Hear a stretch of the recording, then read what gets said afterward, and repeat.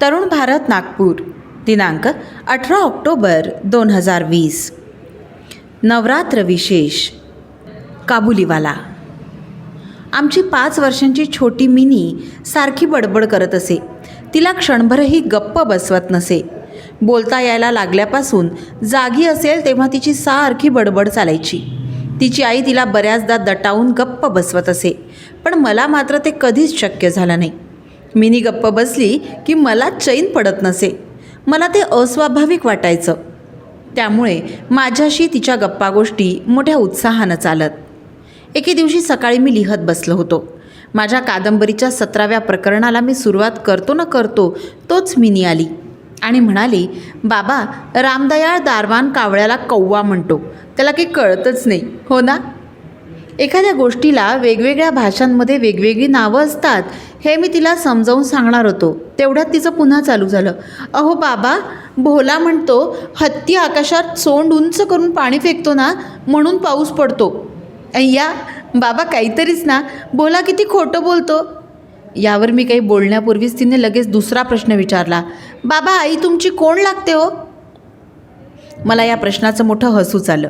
तिची गंमत करण्यासाठी मी म्हणणार होतो मेहुणी, पण असं काही न बोलता मी म्हटलं, मिनी, तू जा, भोलाबरोबर खेळ जा, मी आता कामात आहे. ती माझ्या पायाशी टेबलाच्या बाजूला बसून दोन्ही पाय आणि हात हलवत अगडम बगडम करत खेळू लागली. माझ्या कादंबरीचा नायक प्रतापसिंह त्याचवेळी नायिका कांचनमालेला घेऊन अंधाऱ्या रात्री किल्ल्याच्या उंच खिडकीतून खालच्या दरीत उडी घेत होता. आमचं घर रस्त्याला लागून होतं. अगडम बगडम खेळत बसलेली मिनी अचानक खिडकीकडे धावली आणि मोठमोठ्याने हाका मारू लागली, काबुलीवाला, ए काबुलीवाला. ढगळ मळके कपडे, डोक्यावर पगडी, काखेत झोळी आणि हातात द्राक्षांच्या 2-4 पेट्या घेतलेला एक धिप्पाड पठाण मंद मंद पावलं टाकत रस्त्यावरून चालला होता. त्याला पाहून मिनी इतकी आनंदित झाली होती की तिने त्याला जोरजोरात हाका मारण्याचा सपाटाच लावला होता. मला कळून चुकलं की काखेत झोळी घेतलेलं हे संकट आता माझ्यापुढे उपस्थित होणार आणि माझ्या 17व्या प्रकरणाचं गाडं इथेच थांबणार. मिनीच्या हाका ऐकून काबुलीवाला मागे वळून हसला आणि आमच्या घराच्या दिशेनं यायला निघाला. मात्र त्याला खरंच येताना पाहून मिनी श्वास रोखून जी घरात पळाली ती आत कुठे दडून बसली कोण जाणे. बहुधा तिला भीती वाटत असावी की काबुलीवाल्याच्या झोळीत तिच्यासारखी 2-4 पोरच कोंबली आहेत. काबुलीवाला आला आणि हसत हसत मला सलाम करून उभा राहिला. इथे माझ्या कादंबरीतले प्रतापसिंह आणि कांचनमाला भलतेच संकटात सापडलेले होते, पण मिनीनं हाका मारून त्याला बोलावलेलं असल्यामुळे त्याच्याकडून काहीच न घेणं बरं दिसलं नसतं. मी थोडी खरेदी केली. मग अब्दुल रहमान, इंग्लंड रशिया संबंध, भारताच्या सीमेचं रक्षण अशा काही विषयांवर आमच्या थोड्या गप्पाही झाल्या. निघताना त्यानं विचारलं, बाबू, तुमची छोटी बच्ची कुठे दिसत नाही, कुठे गेली ती? मिनीच्या मनातली काबुलीवाल्याची भीती घालवण्यासाठी मी तिला आतून बोलावून घेतलं. ती येऊन मला बिलगली आणि एकदा काबुलीवाल्याकडे आणि एकदा त्याच्या झोळीकडे भीतभीत पाहू लागली. तो झोळीतलं खिसमिस अक्रोड काढून तिला देण्याचा प्रयत्न करू लागला, पण ती काही केल्या ते घेईना. उलट अधिकच संशयानं मला बिलगली. काबुलीवाल्याशी आमची पहिली ओळख ही अशी झाली. एके दिवशी सकाळच्या वेळी काही कामासाठी मी घराबाहेर पडलो. बघितलं तर घरासमोरच्या बाकावर मिनी बसली होती. तोंडानं तिची काहीतरी बडबड चाललेलीच होती आणि तिच्या पायाशी बसून काबुलीवाला हसत हसत सारं ऐकत होता. अधूनमधून तोही आपल्या मोडक्या तोडक्या बंगालीत काहीतरी बोलतच होता. मिनीच्या 5 वर्षांच्या आयुष्यात तिचं सारं बोलणं शांतपणे ऐकून घेणारा तिच्या वडिलांखेरीज एवढा सहनशील श्रोता तिला कधीच मिळाला नव्हता. जवळ जाऊन पाहिलं तर तिचा चिमुकला पदर बदाम खिसमिस यांनी भरून गेलेला होता. मी काबुलीवाल्याला म्हटलं, हे सगळं कशाला दिलंस तिला? असं काही तिला देत जाऊ नकोस. मी खिशातून अधेली काढून त्याला दिली. त्यानं निसंकोचपणे ती घेतली आणि झोळीत टाकली.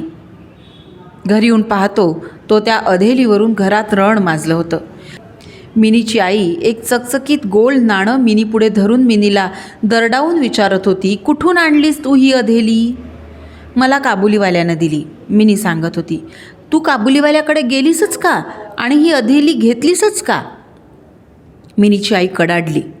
मी खरंच त्याच्याकडे नाही मागितली, मिनी रडत रडत सांगू लागली. त्यानं आपणहून दिली आहे मला.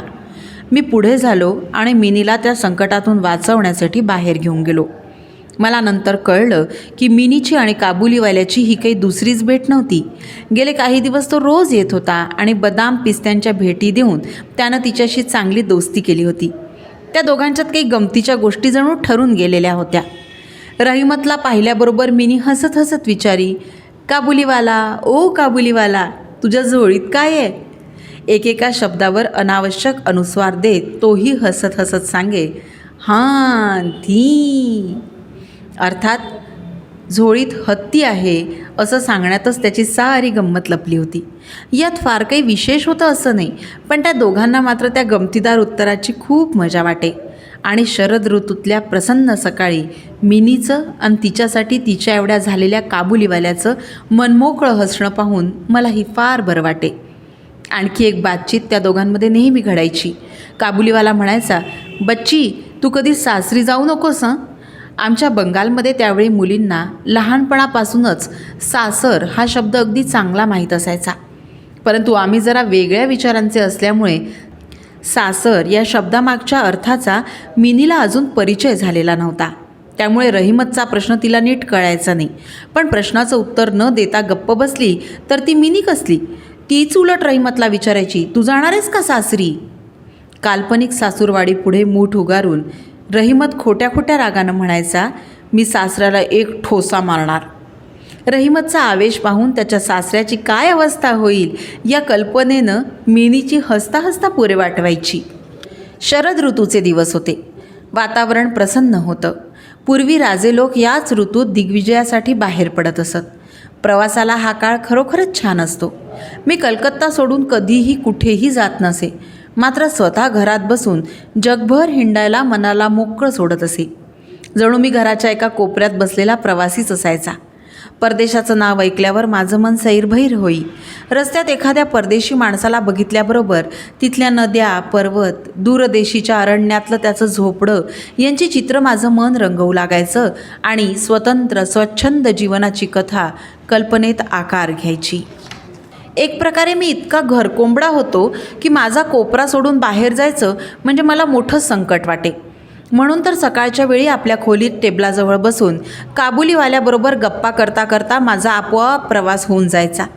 दोन्ही बाजूला काळपट रक्तवर्णीय उंच उंच डोंगर रांगा, मध्ये चिंचोळा वाळवंटी रस्ता, पाठीवर बोझा घेऊन जाणाऱ्या उंटांच्या रांगा, पगड्या घातलेले व्यापारी आणि प्रवासी, कुणी उंटांच्या पाठीवर तर कुणी पायी, कुणाच्या हातात भाले तर कोणाच्या हातात चकमकीच्या बंदुका. आपल्या मोडक्या तोडक्या बंगालीत पण घनगंभीर आवाजात काबुलीवाला अशा गोष्टी सांगायचा की ती सगळी चित्र माझ्या डोळ्यांपुढून सरकू लागत. मिनीची आई अतिशय संशयखोर स्वभावाची. रस्त्यावर जरा कुठे आवाज झाला की तिला वाटे जगातले सारे दारुडे आपल्या घराच्याच रोखानं धावत येत आहेत. तिच्या मते ही पृथ्वी चोर, डाकू, दारुडे, साप, वाघ, झुरळं, पिसवा, मलेरियाचे जंतू तसंच गोरे लोक यांनी ठासून भरलेली होती. इतक्या वर्षांच्या अनुभवानंतरही तिच्या मनातली त्यांची भीती यत्किंचितही कमी झालेली नव्हती. रहिमतच्या बाबतीतही मिनीची आई पूर्णपणे निर्धास्त नव्हतीच. ती मला वारंवार त्याच्यावर लक्ष ठेवायला सांगत असे. मी तिचं म्हणणं हसण्यावारी नेऊ लागलो की तीच मला उलट विचारी, कधी कुणी कोणाची मुलं चोरली नाहीत का? काबूल देशात गुलामांचा व्यापार चालतोच ना. एका आडदांड काबुलीवाल्याला एक छोटंसं मूल पळवून नेणं काय अवघड आहे? ही गोष्ट अशक्य नव्हती हे जरी मानलं तरी ती विश्वास ठेवण्यासारखीही नव्हती. दुसऱ्यावर विश्वास ठेवण्याची सर्वांची क्षमता सारखी नसते. म्हणूनच माझ्या पत्नीला भीती वाटत होती तरी काही दोष नसताना रहिमतला घरी येण्याची मनाई करणं मला जमलं नाही. दरवर्षी साधारण माघ महिन्याच्या मध्याला रहिमत त्याच्या मुलखात जात असे. जाण्याआधी उधार दिलेले सगळे पैसे वसूल करण्याच्या कामात तो गुंतलेला असे. वसुलीसाठी त्याला घरोघर फिरावं लागायचं. तरीही तो दिवसातून एकदा तरी मिनीला भेटून जाई. हे पाहिलं की वाटायचं या दोघा दोस्तांमध्ये काहीतरी गुप्त कारस्थान शिजलेलं आहे. कारण ज्या दिवशी तो सकाळी येऊ शकत नसे त्या दिवशी तो संध्याकाळी येई. अंधारात घराच्या कोपऱ्यात अंगात ढगळ खमीज पायजामा घातलेला आणि खांद्यावर झोळी अडकवलेला तो धिप्पाड काबुलीवाला पाहिला की साहजिकच मनात एक शंकेची पाल चुकचुकायची. परंतु जेव्हा मिनी काबुलीवाला एक काबुलीवाला असं म्हणत धावत येई आणि अगदी भिन्न वयाच्या त्या दोस्तांमध्ये नेहमीसारख्या हसत खेळत गप्पागोष्टी सुरू व्हायच्या, तेव्हा साऱ्या शंका फिटून माझं हृदय आनंदून जायचं. एके दिवशी मी माझ्या छोट्या खोलीत बसून माझ्या पुस्तकांची प्रूफ तपासत होतो. थंडी संपत आली असली तरी गेले 2-3 दिवस थंडीनं पुन्हा चांगला जोर धरला होता. हवेत गारठा होता. खिडकीतून घुसून आत आलेलं सकाळचं कोवळं ऊन टेबलाखाली माझ्या पायांना स्पर्श करीत होतं. तो उबदार स्पर्श मोठा गोड वाटत होता. 8चा सुमार होता. डोक्याला मफलर बांधून सकाळी फिरायला गेलेली माणसं आता घराकडे परतली होती. अशावेळी अचानक घरासमोरच्या रस्त्यावर कसली तरी गडबड झाल्याचं ऐकू आलं. डोकावून पाहिलं तर रहिमतच्या दंडाला काढण्या बांधून 2 पहारेकरी त्याला धरून आणत होते. त्यांच्या मागून फाजील चौकस पोरांचं एक टोळकं चाललेलं होतं. रहिमतच्या कपड्यांवर रक्ताचे डाग आणि एका पहारेकऱ्याच्या हातात रक्तानं माखलेला सुरा होता. मी बाहेर जाऊन पहारेकऱ्याला विचारलं, काय झालं? थोडं पहारेकऱ्याकडून थोडं रहिमतकडून समजलं ते असं की एका शेजाऱ्यानं रहिमतकडून उधारीनं चादर घेतली होती, पण आता तो ते नाकारत होता. दोघांमध्ये बरीच बाचाबाची झाली आणि अखेर रहिमतनं त्याला सुऱ्यानं भोसकलं. त्या माणसाला उद्देशून रहिमत अर्वाच्य शिव्या देत होता. तोच काबुलीवाला काबुलीवाला असं ओरडत मिनी बाहेर आली. क्षणभर रहिमतच्या चेहऱ्यावर कौतुक मिश्रित आनंद दिसला. आज त्याच्या खांद्यावर झोळी नव्हती, त्यामुळे नेहमीप्रमाणे त्या झोळीबद्दलची प्रश्नोत्तरं झाली नाहीत. एकदम पुढचाच प्रश्न आला, काबुलीवाला सासरी चाललास का? रहिमत हसला आणि म्हणाला, हो, तिकडेच चाललो आहे. त्यानं पाहिलं त्याच्या उत्तरानं मिनी हसली नाही. तेव्हा आपले हात तिला दाखवत तो म्हणाला, सासऱ्याला मारलं असतं, पण काय करू, माझे हात बांधले आहेत. भोसकण्याच्या गुन्ह्याखाली रहिमतला काही वर्षांची शिक्षा झाली. काळ पुढेच चालला होता. हळूहळू मला रहिमतचा विसर पडत गेला. आम्ही आमच्या दैनंदिन जीवनात असे गुंतलो होतो की स्वतंत्र वृत्तीचा एक पर्वतप्राय पुरुष तुरुंगाच्या भिंतीआड वर्षांमागून वर्ष ढकलतोय याची आम्हाला जाणीवही उरली नाही. मिनी तर आपल्या या मित्राला इतकी पटकन विसरली की तिचं वागणं बघून शरम वाटावी. घोडागाडीच्या नवीन साईसाबरोबर तिची आता गट्टी जमली होती. वाढत्या वयाबरोबर ती नवीन मैत्रिणी जोडत होती. वडिलांच्या खोलीकडे तर ती आताशा फारशी फिरकतही नसे, त्यामुळे तिचा माझा संवाद अलीकडे फारच तुटक झाला होता. आणखी काही वर्ष लोटली. आणखी एक शरदकाल आला. मिनीचं लग्न ठरलं. दुर्गापूजेच्या सुट्टीत तिचा हा विवाह होणार होता. दुर्गेबरोबरच आमची ती आनंदमयी आमचं घर सुनं करून पतिगृही जाणार होती. आजची सकाळ फार सुंदर होती. पावसानंतर शरदातलं ऊन गाळलेल्या सोन्यासारखं दिसत होतं. कलकत्त्यातल्या गल्ली बोळातली मोडकी तोडकी जीर्ण शीर्ण घरंसुद्धा त्या उन्हात विलक्षण सुंदर भासत होती. आज मिनीचं लग्न होतं. रात्र संपते न संपते तोच आमच्या दारी सनई वाजू लागली. त्या सुरांनी हृदयात काहूर माजलं होतं. मन आतल्या आत रडत होतं. भैरवीचे करुण स्वर माझ्या मिनीच्या विरहाचं दुःख शरदकालातल्या उन्हासारखं सारं जग व्यापून टाकतायत असं वाटू लागलं. सकाळपासून घरात गडबड सुरू झाली. लोकांची ये-जा चालू होती. अंगणात मांडव घातला जात होता. चारी बाजूंना आणि व्हरांड्यात लता वेली लावून आरास चालली होती. हातोड्यांचे ठक ठक आवाज येत होते. हाकाहाकीला तर सुमारच नव्हता. मी माझ्या लिहिण्याच्या खोलीत बसून हिशेब करत होतो. अचानक रहिमत तिथे आला आणि सलाम करून उभा राहिला. मी आधी त्याला ओळखलंच नाही. त्याची सगळी रयाच गेली होती. खांद्याला झोळी नव्हती, केसांची लांब झुलपं नव्हती, देहावर पूर्वीचं तेजही उरलं नव्हतं. शेवटी त्याच्या हसण्यावरून मी त्याला ओळखलं. मग विचारलं, रहिमत, केव्हा आलास सुटून? काल संध्याकाळी सुटका झाली, तो म्हणाला. ते ऐकून मला कसंसंच वाटलं. आजपर्यंत खुनी माणसाला मी कधीच इतक्या जवळून पाहिलं नव्हतं. त्याला पाहून जीव चरकला. वाटलं आजच्या शुभदिवशी हा नसता आला तर बरं झालं असतं. मी त्याला म्हटलं, आज आमच्या घरी कार्य आहे, मी जरा घाईत आहे, तेव्हा आज तू गेलास तर बरं होईल. माझं बोलणं ऐकून तो तडक जायलाच निघाला, पण दाराजवळ जाऊन जरा घुटमळला आणि म्हणाला, एक वेळ मी बच्चीला पाहू शकणार नाही का? त्याला बहुधा लहानपणची मिनीच आठवत असावी.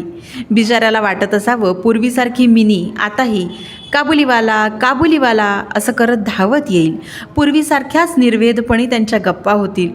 पूर्वीचं नातं स्मरून त्यानं द्राक्षांची एक पेटी आणि कागदाच्या पुड्यात थोडे खिसमिस बदाम आपल्या मित्राकडून घेऊन आणले होते. त्याची स्वतःची जोळी आता होतीच कुठे ती. मी म्हटलं, आज सगळे कामात आहेत, तेव्हा कुणाचीच भेट होणार नाही. हे ऐकून तो काहीसा खिन्न झाला. क्षणभर थांबून त्यानं माझ्याकडे स्थिर नजरेनं पाहिलं आणि सलाम बाबू असं म्हणून तो बाहेर पडला. मला ओशाळल्यासारखं झालं. वाटलं त्याला परत बोलवावं. पाहतो काय तर तो आपणहूनच परत येत होता. जवळ येऊन तो म्हणाला, ही द्राक्ष आणि खिसमिस मी बच्चीसाठी आणली आहेत, ती तेवढी तिला द्या. मी ते घेऊन पैसे देऊ लागलो तर त्यानं एकदम माझा हात धरला. म्हणाला, आपण माझ्यावर खूप दया केलीत, त्याचं मला जन्मभर स्मरण राहील. मला पैसे देऊ नका बाबू. तुमच्यासारखीच माझ्या मुलखात माझीही एक मुलगी आहे. तिला आठवतच मी आपल्या बच्चीसाठी काही बाई आणतो. मी काही सौदा करण्यासाठी नाही आहे तिथे बाबू. इतकं बोलून त्यानं आपल्या ढगाळ खमिजात हात घालून छातीपासच्या खिशातून एक मळका कागद बाहेर काढला आणि मोठ्या काळजीपूर्वक कागदाची घडी उलगडून दोन्ही हातांनी माझ्यासमोर टेबलावर पसरला. त्या कागदावर एका चिमुकल्या हाताच्या पंजाचा ठसा होता. फोटो नव्हता, तैलचित्रही नव्हतं. कसला तरी रंग लावून तो छाप कागदावर उमटवला होता. आपल्या मुलीची ती चिमुकली आठवण हृदयाजवळ जतन करत रहिमत कलकत्त्याच्या रस्त्यातून मेवा विकत हिंडत असे. त्या छोट्याशा कोमल नाजूक हाताच्या स्पर्शानं त्याच्या विरही हृदयात अमृताचा वर्षाव होत असावा. तो हाताचा ठसा पाहताच माझ्या डोळ्यात पाणी आलं. तो एक मेवा विकणारा सामान्य काबुलीवाला आणि मी एक उच्चवर्णीय बंगाली, हा भेदच मी विसरून गेलो. मला वाटलं तो आणि मी सारखेच आहोत.